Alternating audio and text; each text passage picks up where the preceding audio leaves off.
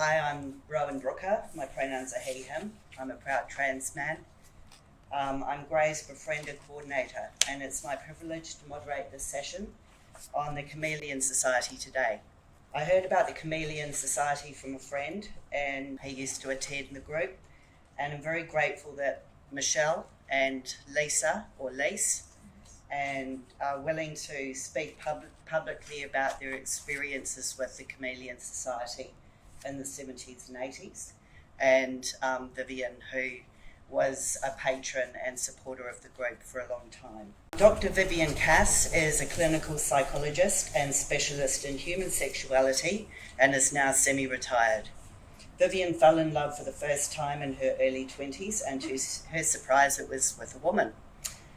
So began a lifetime adventure which saw her become involved in lesbian and gay communities and join the Committee of Campaign Against Moral Persecution, advocating for gay rights. Within CAMP, Vivienne founded the Homosexual Counselling and Information Service in 1974, which formed the basis of what is now called Living Proud. She also set up social groups for married, gay and lesbian people and their spouses, LGBTI teenagers and lesbians. Vivienne wrote submissions on the need for equal rights for LGBT people that were presented to government bodies such as the Royal Commission on Homosexuality. Outside CAMP, Vivienne founded CHUSPA, a group for Jewish LGBTI people. Chutzpah. And from its inception in 1974 was a supporter and patron of the Chameleon Society, a group for cross-dressers. Vivienne is now a life member of the Chameleon Society and has also supported early intersex groups. Vivienne's going to start by explaining some of the key terms. In the mid-70s, when I was in my mid-20s, that's when I became involved with people who we would now describe as trans or transgender. And this was through my work, as you just heard from Rowan, that my work with CAMP and the counselling service, and with the Chameleon Society that had just been set up also at that time. I also had just qualified as a clinical psychologist, and I had a practice, and so I saw a lot of people there, and I had developed friendships with people who also fitted in under these terms, transgender. So I did a lot of things. I got a lot of experiences, even though I never started out in this area, because after attending the Chameleon meetings, which was great, and giving talks to their members, and they used to have all sorts of weekend seminars and things. Remember that one up in the hills? Oh, yep. Yeah, all sorts of things. I also went out giving talks to professional groups to try and educate them and make them a little bit more understanding and tolerant. I ran, interestingly, quite a few seminars for organisations, the police force several times, Telstra, Alcoa, a few organisations like that, because they came to me with staff who had announced that they were transitioning, and everybody went, "Oh, what do we do? What do we do about the toilets?" and stuff. So I went in there. Nothing's changed, Vivienne. I could pull out my old seminar; they probably still apply. And I actually went in there and worked with the staff and worked to help change their attitudes. It was very satisfying, really. So in my own clinical psychology practice, I certainly worked with a lot of people who were struggling with self-acceptance as being trans, who were transitioning, family and marital problems. Oh, my wife just caught me, dressing and so on. Shades of that series, Transparent. Have you seen that? It's interesting on this. And then, of course, and this is the other interesting thing, I was liaising with medical people, trying to find medical specialists, endocrinologists, etc., who would work in this area, and made contact with several sexual reassignment surgery teams, one in Melbourne, some in Singapore. So I had a lot of experience, and but now, Michelle and Leece are going to give you their stories of really being there as from their own personal viewpoint. But what I'd like to do is try and set the scene a little bit, because I think what I'd like to get across here is the fact that I've used this word trans and transgender, but but ideas change, and we all occupy a place in history, and where we are in our history now and understanding these things is not where we were back then, right? And so I'd like to just give you a little bit of that perspective of the history, and I want to start by actually zooming right back to the 1800s, when in early Victorian thinking there were two really important concepts that were put across in the society, and that was the idea of there being a true man and a true woman, right? And these were ideals of what a biological man should be like and should act like, and what a biological woman should be like and act like. Now, at the same time, the medical profession was coming in and became very influential, and what they were doing was creating this new classification of mental disorders, right? And not surprisingly, anyone who didn't fit this concept of a true man and a true woman was plonked into the mental disorder category. Same-sex attracted people were as well, because they mixed all these things up. But so what that meant was that any biological man who felt like a woman, who wished to dress as a woman, or both, and the same thing for biological women, were immediately put into categories. Now, one category was transvestic fetish, right, which was later used to describe somebody as being a transvestite. They were the men, or biological men or women, who liked to dress in women's or men's clothing. And the other word was transsexualism, which was later referred to as transsexuals, and then which were the people who felt they were in the wrong body, felt they were really a man or really a woman and wanted to change their body. Now, there was a third term I just want to mention, because it didn't actually come into this mental disorder classification. That was hermaphrodite, which later became intersex. And that the reason why it wasn't listed was because it was considered to be more of a medical disorder, like a disorder of wrong development, as opposed to a mental disorder. So we got these terms, right? This is the base from which we start. Now, this all just continued on through the decades, and I want to jump now to the 1960s, because some things happened. And what happened there was that the concept of a minority group suddenly appeared, right? Now, this might seem strange if you've only been alive a few years to think that sort of thing didn't exist once upon a time, but it was created. It was created because mostly through the Black American movement and through women's groups, through feminism, who were starting to get together, and rather than let the medical people tell them how they were, they started to say, no, we want to complain about our unfair treatment, and we want things, we want our rights. And so in other words, like-minded people grouped together, minority groups who are often treated badly. And so then we started to talk about people, blacks and women's rights and so on. So that was the beginning of this kind of movement. Well, that then moved, and so then as we shifted from the 60s to the 70s, not surprisingly, gay people started to come in and say, hang on a moment, put my hand up for that. That sounds like something we should be doing as well. And so that's when CAB was set up in the early 70s. And then slowly there were gay liberation groups, which started first, like in France. The word gay, came from France. And then the Americans grabbed that and talked about gay liberation. And then we were always a bit behind, so we got gay liberation a little while later. But that meant that, there was some sort of shift here about things. But then at the same time, there was also another thing happening, and that was the hippie movement. And trust me, if you weren't there, you missed something. Self-love, free sex, Peace, do man. what you like. Yeah, hands up, thank you, I'll take that.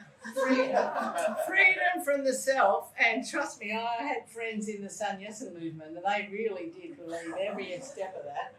I didn't succumb, so I think it was just a tiny bit too young, which is a bit of a shame. But what that did was it freed things up. It freed people to start to think for what do I want, and I should be able to be whoever I am. You see, so you begin to see the shift that's happening here, that will eventually lead to change.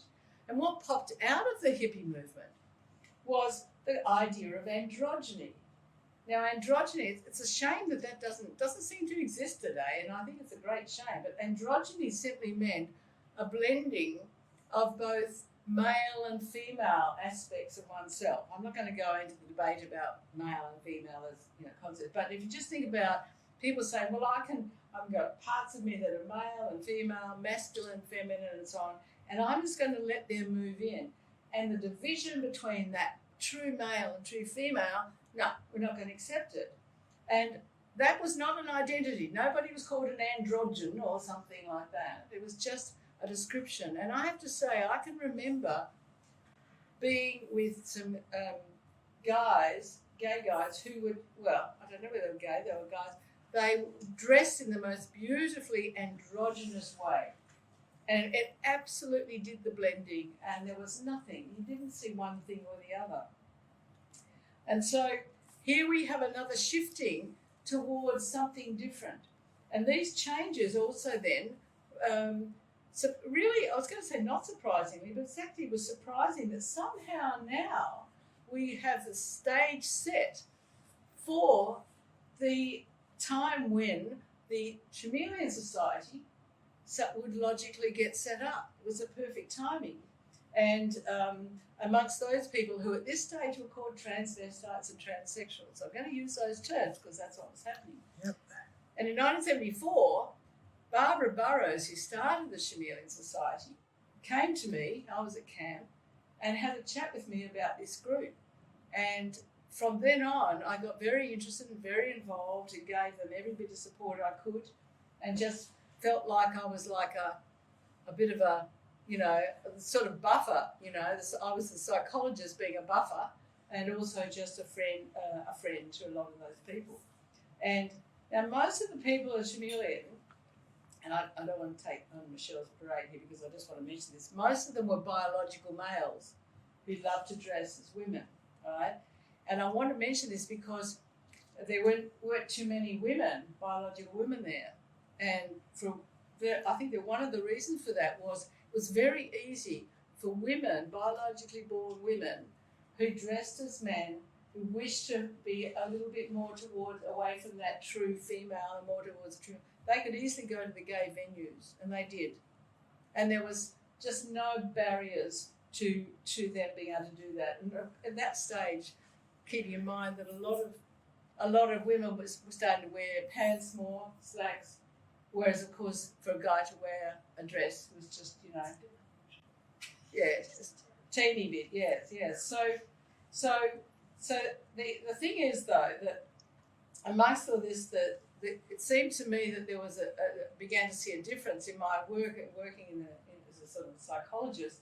I saw that the transvestites really did not dismiss their male side. They were quite accepting of the maleness being there, but there was a lovingness, a love of dressing as a woman, which made them feel very good, very relaxed.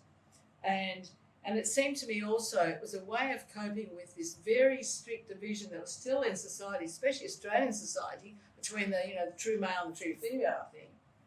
Because in Australia, you had to be like a blokier masculine guy. You just couldn't be something less than that. And if you're a woman, you had to be this sort of housewifey female kind of person. And I remember seeing a number of guys who were neither trans in any way or gay, who were very gentle, very sensitive, perhaps artistic guys, and they were getting absolutely harassed and bullied for not fitting the right image. Now, into that we can bring the transsexual person.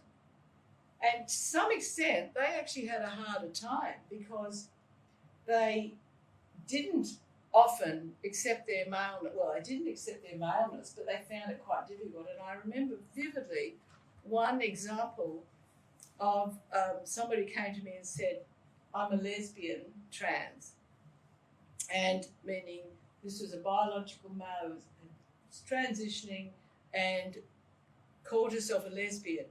But she had come because she had tried to cut off her penis herself.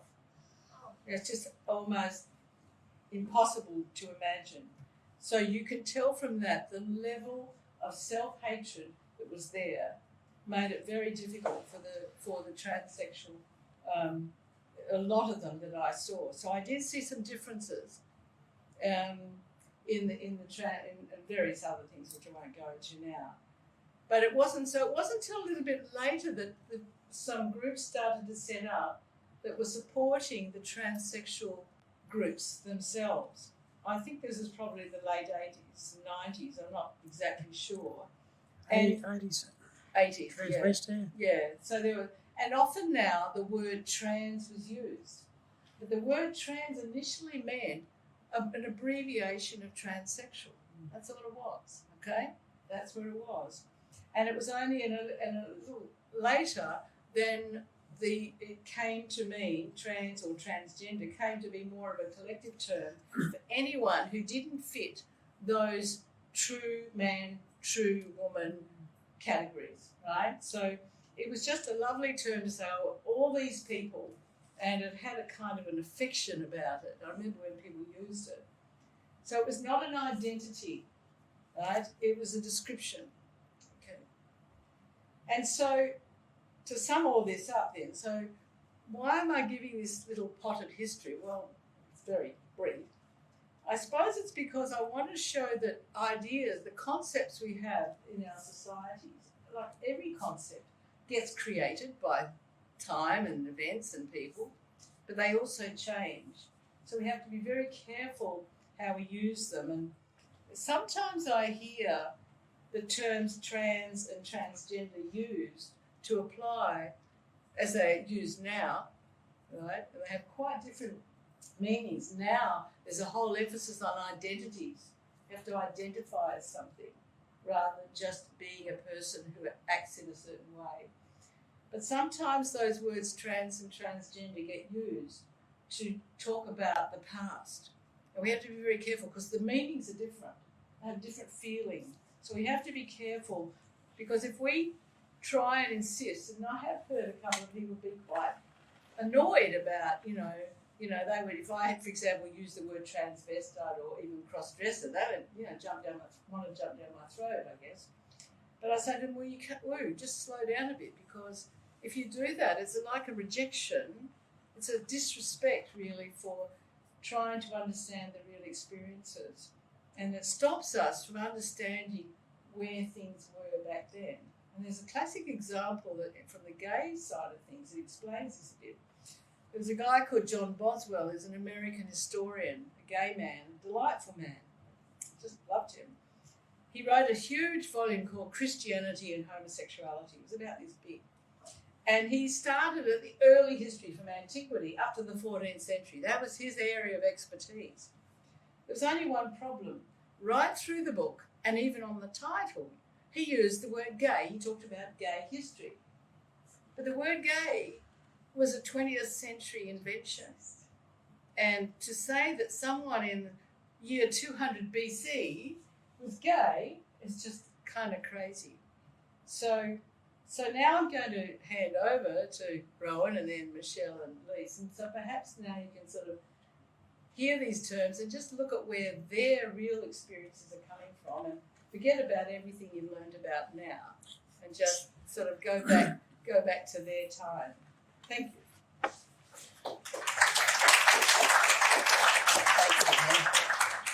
Thanks for that wonderful introduction. So I'd like to introduce Michelle and Lisa, who is known as Leece, Lisa in the Chameleon Society. So Michelle was born in a small country town in Western Australia.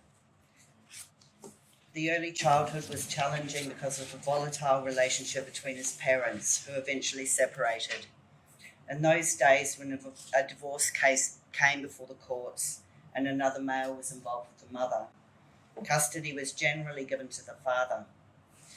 His father was given custody, which caused heartbreak for his mother, himself, and his siblings. Things became very bitter with his father, restricting contact with his mother and the grandparents as well. A strict housekeeper was employed to look after the children, who moulded the children's minds and helped them to draft letters saying that they never wished to see their mother again. No love, affection or closeness was ever shown in the family, just one-upmanship. Michelle found closeness through wearing female clothing next to the body without knowing what this was called or what it meant. This all changed when she joined the Chameleon Society and was able to cross-dress openly. Michelle has been associated with the Chameleon Society for 30 years and was actively involved in serving on the committee, being a contact point for people wanting to join the group or get advice, and community outreach work.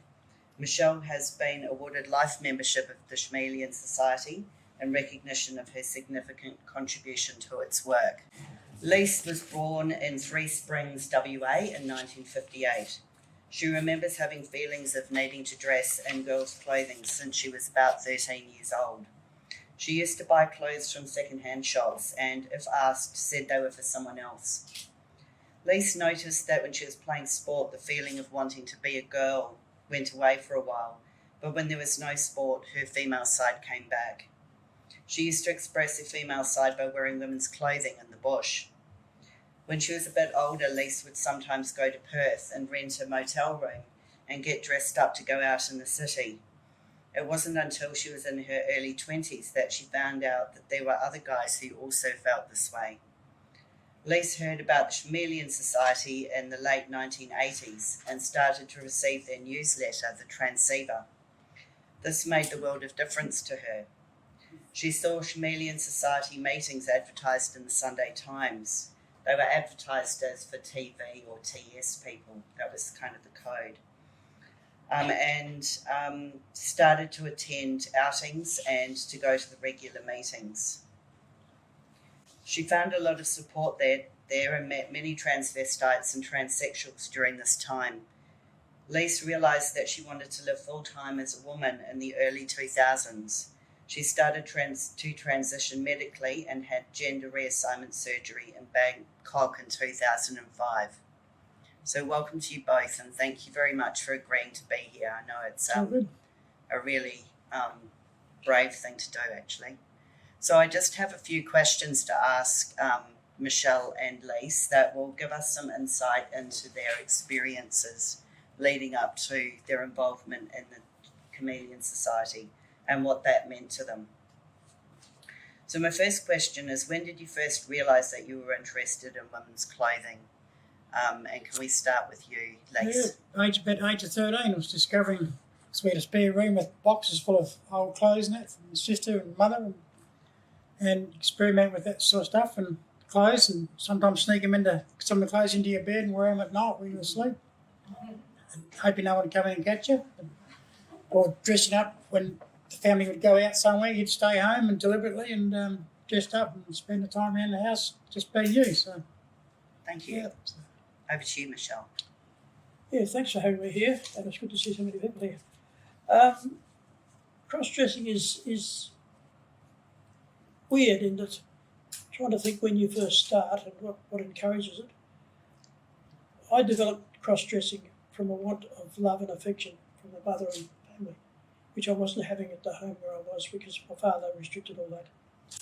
And because I wasn't able to develop any friendship or love at all with anybody, I sought comfort from women's clothes. There was a feeling of being closest, but like a cat likes being cuddled up in your clothes. It was a means of getting closeness. So I couldn't understand what it was at the time. It was all new to me, and it was years later before I could get some understanding what it was all about. Yeah. So what kind of difficulties did it cause you, both needing to access women's clothing and dressing in it? It was trying to get time by yourself to be able to do it with nobody else around and not get caught. That was half the problem. Once you had a car, it was a lot easier. You could head out of town, out of job and somewhere and out of the bush and spend all night out there if you wanted to. Then it was okay, but when you're at home, it's a bit hard. So yeah, exactly. But, yeah. How about you, Michelle? I spent many years trying to work out why I was doing what I was doing and couldn't really get to grips with it. I knew no one else that did it. The difficulty was getting women's clothing, and I resorted to breaking into a local shop to steal them, and I got caught. And that was one hell of a moment, because I ended up going to court and sent to 12 months jail. The court dealt with the breaking and entry, which is fair enough, but they did nothing with my cross-dressing. And whereas I thought, okay, I've lost my business, I've lost my home, I've lost my family, lost all my friends, the whole town turned against me, I had nothing left. I thought, well, at least maybe from being in prison, I'll get some sense of where I'm at and what I'm going to, what's going to happen. But I got nothing. I spent 12 months in prison and nothing happened at all to treat or support my cross-dressing or find out what I was. So it was years later that I found the Chameleon Society, and I realised there was other people did this. I didn't even know what it was called at that stage. How did you find it? A small ad in the newspaper, the meeting at Belmont at the time, and I thought, wow, this could be me. So I got all brave one night and rang the phone number, and Grace answered. Grace is now a life member. Oh, yeah.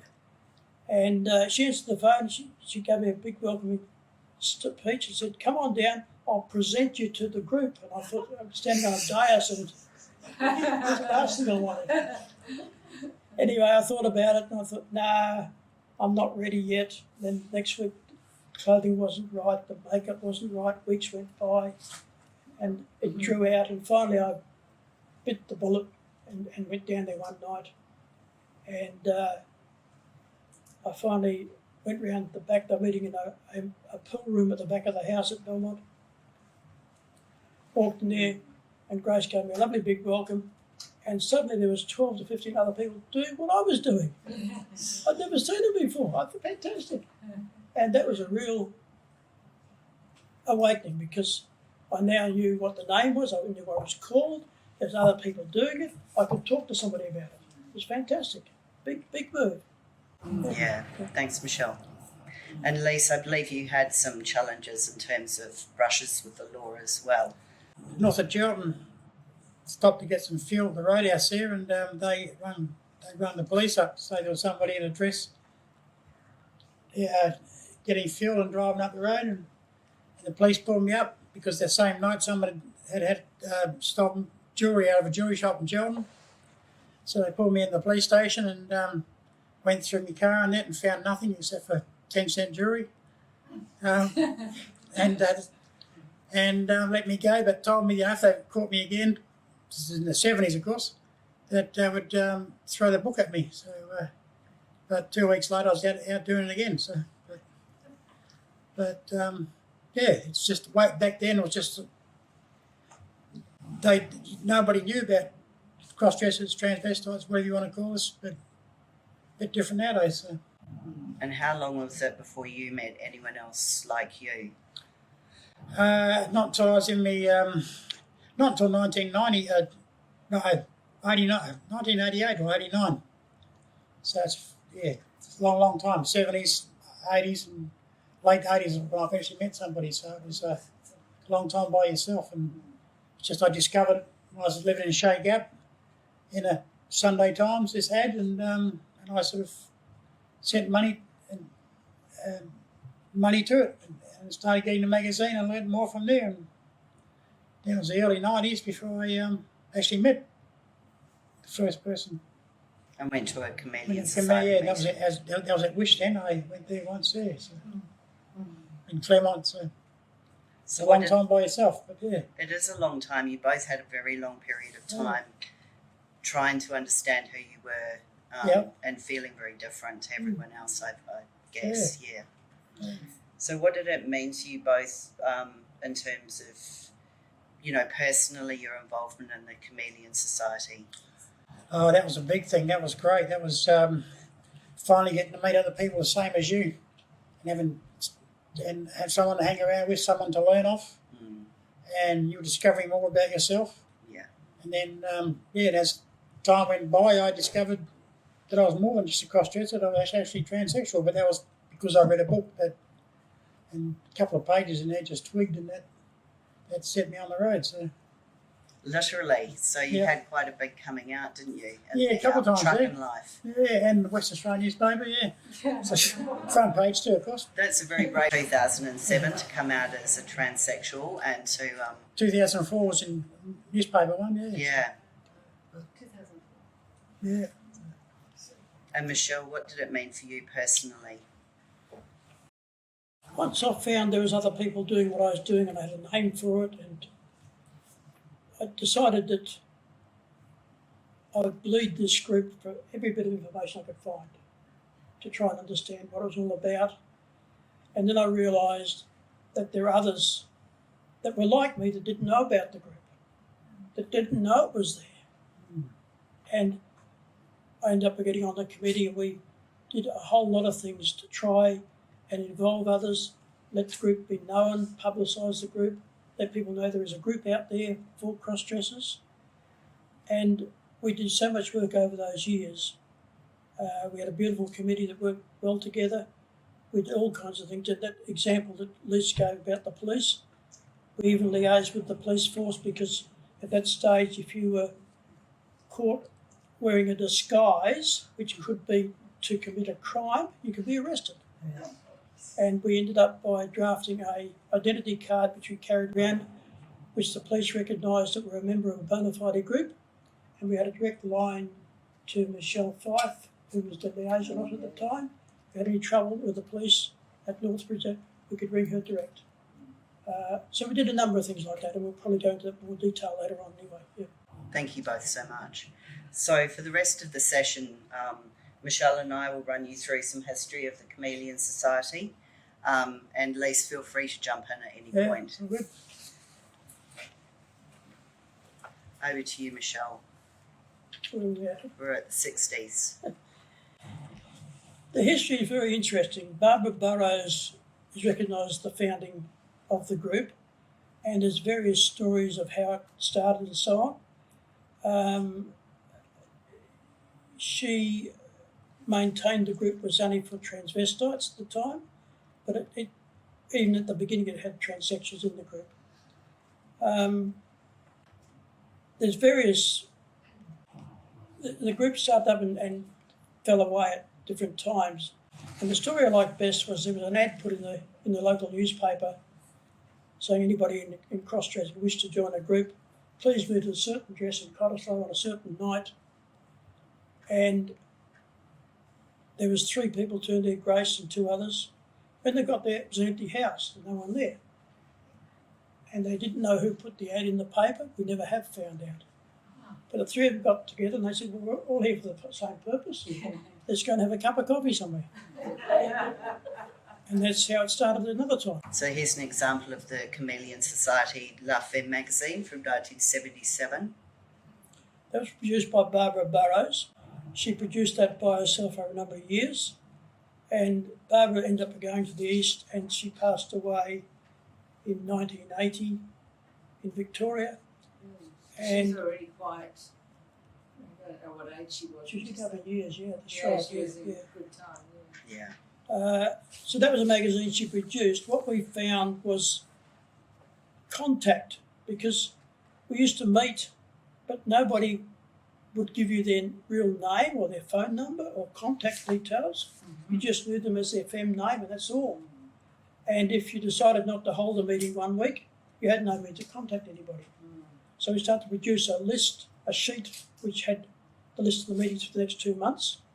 And then later on that evolved into a magazine which we produced, and we could send that to post office boxes and so on. And the magazine went on and operated for many, many years and became quite a real good documentary. And copies of the magazine were always sent to the State Library on record. Explaining how the group got its name.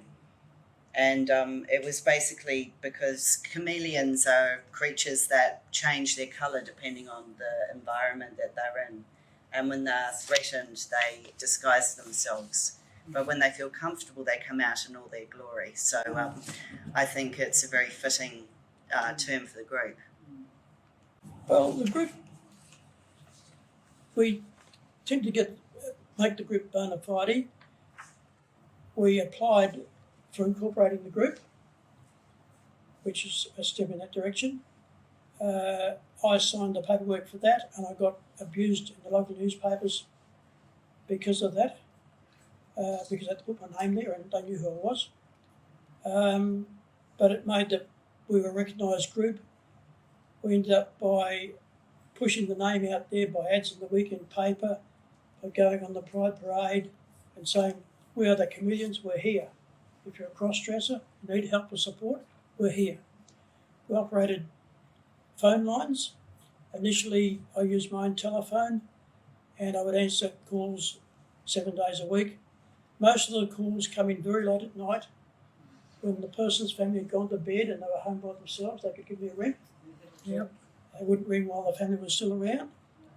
And that snowballed later on into the group buying their own mobile phone and the committee going on a roster that rotated to answer that phone service. We did so many things over the years. It was really a great lot of achievement. Can I just add that you said the last item there was meeting where you could dress and meet. So the whole issue, of course, being cross-dressers, is leaving home, leaving families and whatever, and being able to try and do it with your clothes, either with you or you'd find them from where you'd hidden them. Some people would hide clothes in pipes, In the drain and stuff. drains, and Yeah. outside in the street, and a whole bunch of awful. Because then somebody'd find them, pinch them, and all that. And so they would then go and dress. So, and being able to dress at that time, that was actually just part of the meeting, wasn't it? It was just lovely. We met down at Wish, which is the Western Institute for Self-Help. It was held in the old orphanage at Wansley, at Cottesloe. We had facilities there where you could store your clothes. People needed to express themselves in that way. It was very hard to do it at home and things like that. We realised the families also had to cope with this, so we organised meetings to involve the wives and partners to talk through the problems and answer questions they may have, because they were part of the group as well. Yes, that was really amazing. Because the wife always thought that they'd married this guy, and all of a sudden they find out the guy likes to dress, and now they're thinking that they're lesbian as well, and they can't handle Yes, that's right. being that. And I worked with quite a lot of wives or partners, in those days, just trying to, get some sort of understanding and agreement. Very hard for them, yeah. Oh, it was Yeah. shocking, wasn't it? Yes. So in the 1980s and 1986, the Chameleon Society did a video of themselves introducing the group and its purposes, and then several of the members talked about how they'd come to find the Chameleon Society and what it meant to them personally. My name is Michelle, and on behalf of the members of the Chameleon Society of Perth, Western Australia, I would like to extend to you our very best wishes for 1986 in the future. So these are now available on YouTube, there's 3 of them, but the sound recording is incredibly poor, so I have transcribed a couple of the stories to share with you. I'm not going to identify members because it just gets confusing, because there's at least 3 Michelles. And not this Michelle. So one member explained, well, the thing is, I'm doing something now that I've always wanted to do, and that I've only done secretly for most of my life. This person's quite elderly. But when the society came into being in 1983, I think it was, I decided to join. And I've come down more or less on a regular basis during this time. I've met a lot of the young enthusiasts, and I find a lot of them quite interesting. It's a family problem, really, as far as my personal affiliations are concerned. And of course, I cannot do this anywhere, only when I'm in another place, you see, because it upsets other people. But now that I've found somewhere that I can do this sort of thing, and personally I can't see any harm in it whatsoever. It's a thing that I've found over the years. It was causing me great stress until I was able to come out in the open with it and I feel that for my wife and myself, this has set a lot of problems at rest. Another member said, well, I'm transsexual. That means that I'm on hormones and will probably eventually have an operation. I found, because I live down in the southwest, it's rather isolating, and people, unfortunately, some can't really accept my position because I've lived in the same town for about 3 or 4 years and most of the people there know me. But I saw an advertisement in one of the local papers, and after meeting with people, I found that they were mainly transvestites, but with the odd transsexual coming along. I found it to be very sincere, so I just continued coming up from the southwest to their meetings, which has helped me because it's made me a little bit more outgoing than I was before. So there's a bunch of those stories up on that YouTube, and you could tell that for a lot of those people it was like coming home, being able to come to a group like this. So as Michelle said, there were a range of different meeting places over the years, sometimes in private homes and sometimes in rented places, and I've just gathered together some examples for you. So this is where Campaign Against Moral Persecution used to meet, and the Chameleon Society met there for a number of years, and the two groups were quite supportive of each other. And then we talked about the Wish Centre, which is a heritage building. Used to be the Wansley Orphanage, I believe. Yeah, it was North Perth. There was a couple in North Perth we used to go to. And here's one of Other them. places. There's one in East Yeah, that's the one. That's the one. Yeah. So this is the Anglican Church Hall in North Perth, next to Yeah. St Hilda's. And there was a white building down near the Swan River as well in North Perth area that we spent many years at. Done it? I had trouble finding a photo of that. There a couple of weeks ago, it's gone. Yeah, I See? certainly couldn't find a photo of it. Sure.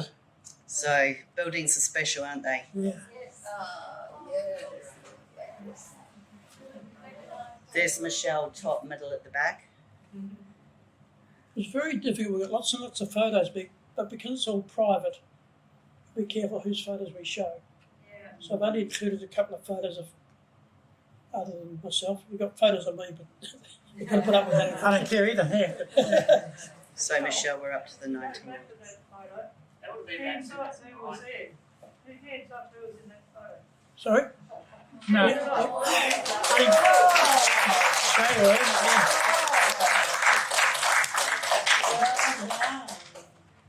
In the 1990s, lots of things happened. We had a very strong committee. We achieved many, many things. I'll briefly run through them. We made contact with other groups throughout Australia that were similar, and New Zealand. We publicised in the newspapers. We did radio talks. We jammed the switchboard at the 6IX one morning with inquiries. We did home visits. Members would ring up at the situation, we'd go and visit. We incorporated the group. We managed to get a post office box so that people could send stuff to us, and we encouraged them to get post office boxes so we could send stuff to them. We created a phone hotline. We established support networks with people like Vivienne Cass and Dr Dennis Cherry and other people that would give talks and so on. We created a website. We had mentors on the roster that would go and support new ones to phase them in and get them used to what was happening. The magazine grew bigger and bigger and became a magazine called Transceiver. Yep. Good. And it went on to become coloured, very good. A lot of work went into that. I have copies of most of those. We got involved in the Pride Parade, so we could wave a banner out there and say, hey, this is the group, this is who we are. We built a huge chameleon. Enough, at the Pride Parade this year, Transfolk of WA had a very large frog, and it looked very similar.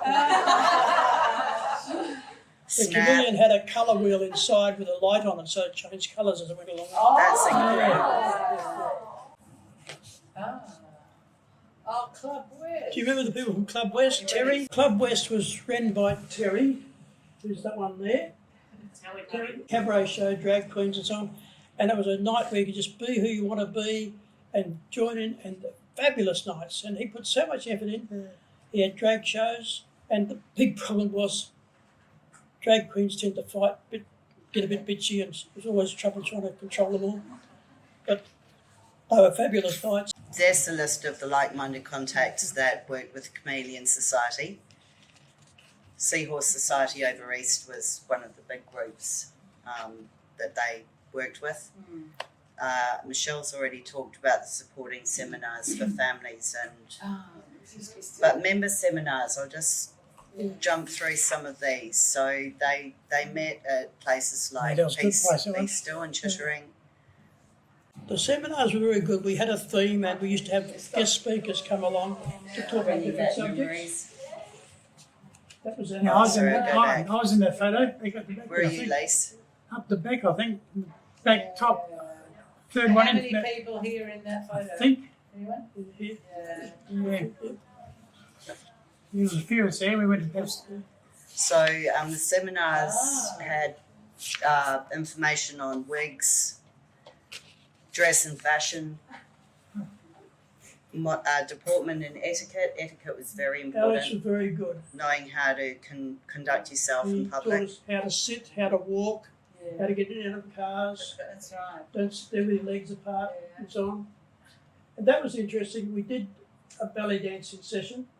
It was mainly control of body movement and how to present yourself and so on, and do it artistically. It was very good. Yeah. I did want us to spend a bit of time on the community services that the Chameleon Society did, because they were very much the precursors to Inclusive Education WA.